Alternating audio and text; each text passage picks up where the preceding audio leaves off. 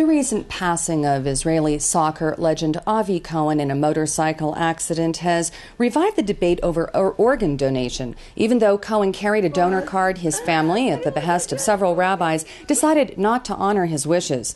The Knesset has passed two bills that mandate the removal of organs from all those who do sign donor cards, despite their survivors' approval, and also provides financial compensation to live organ donors. Joining us now in the studio to discuss this legislation is the founder of the Halachic Organ Donor Society, Rabbi Berman. Good evening, Rabbi. Hi, how are you? Good, thanks. Tell me, are you hoping that this legislation will remove all of the rights and objections, potentially, of next of kin from someone who's passed away if they've signed a donor card?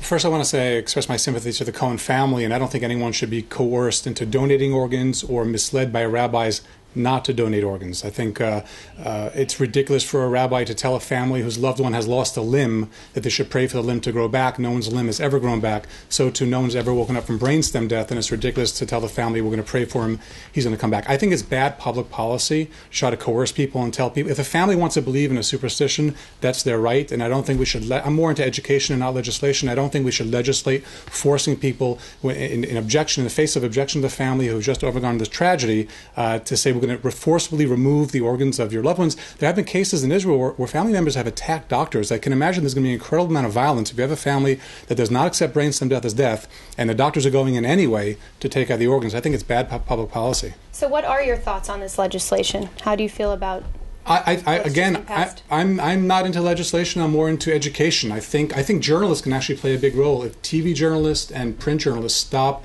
using the term life support, it's a ventilator.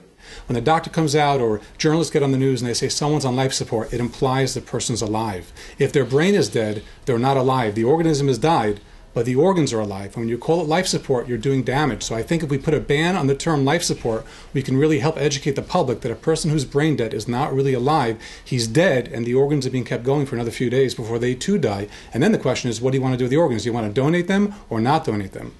Rabbi, let's talk about the organ sale of living donors. How do you respond to criticism that this promotes organ harvesting of the poor for those who are financially better off?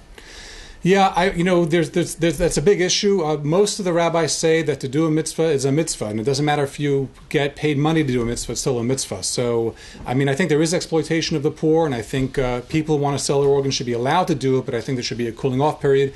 I think they should be given substantial compensation, and I think we should look out for that slippery slope. But by and large, I'm not in opposition to that. I'm in favor, but it is illegal, and until the law is passed, we're not involved with that. In the time that we have left, can you tell us what Jewish law says about organ donation? There is a debate. Most rabbis, Orthodox, Reform, Conservative, all say donating organs is a mitzvah, it's a good deed. The debate is surrounding brain death. Is a brain dead patient alive or dead? The chief rabbin of Israel has stepped up to the plate and said a brain dead patient is dead, and they should donate organs to the general public, whether it be Arab, Christian, Muslim, Jewish, it doesn't matter. And that's what we're trying to focus on, to educate people. Unfortunately, there are rabbis in America, the Rabbinical Council of America came out with a document that misled people into thinking you can wake up from brain death. There was a case in London a few weeks ago where the London Beth Din had impact on a family not donating organs because they thought a brain dead patient is not dead.